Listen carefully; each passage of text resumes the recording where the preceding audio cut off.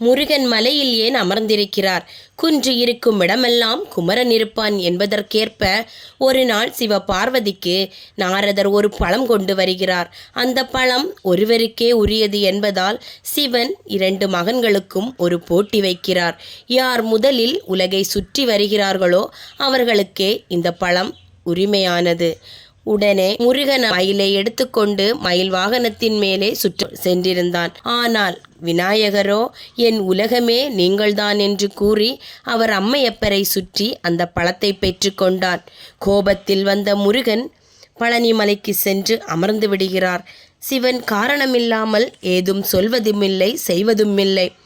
அதே போன்று முருகரை பார்த்து பழம் நீயே என்று கூறினார். அதற்கு என்னென்றால் ஞானத்தின் வடிவமே என்று பொருள். இதனால்தான் தியான நிலையில் தண்டாயுத பாணியாக பழனிமலையில் காட்சி அருளுகிறார் முருகன். மலை என்பது உயர்ந்த ஆன்மீக தளம். தியானம், தவம் செய்யவும் ஞானத்திற்கான இடமாகவும் உள்ளது. உயர்வின் சின்னமாகவும் ஞானத்தின் உச்சமாகவும் மன அமைதியையும் தியானத்தையும் தரக்கூடியதுதான் மலை.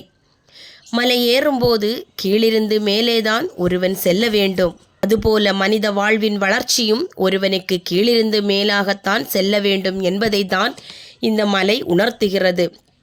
உயர்ந்த மலை என்பது ஒருவனுக்கு உயர்வு என்பது பதவியில் கிடைப்பது அல்ல, அவனது மனது பரிசுத்தமான நிலைக்கு போகின்றது என்பதே. அதே போல முருகன் பழனிமலையில் வஸ்திரம் அணியாமல் சிறிய லங்கொட்டி அணிந்து ஆசை, மாயை, உடைமை எல்லாவற்றையும் துறந்து இருக்கிறார். இதுபோல் நாமும் இருக்க வேண்டும் என்பதே அது. மனிதனின் வாழ்க்கையில் உயர வேண்டுமென்றால் மனிதனும் மலையேற வேண்டும். மலையேறி சென்று மன அமைதியை பெற்று செல்வத்தில் உயர்ந்து அந்த முருகனை அடைய வேண்டும் என்பதே. இதைத்தான் முருகன் மலையில் அமர்ந்து நமக்கு உணர்த்துகிறார். இந்த வீடியோ உங்களுக்கு பயனுள்ளதாக இருந்தால் சேனலை மறக்காம சப்ஸ்கிரைப். ஓம் சரவண பவ.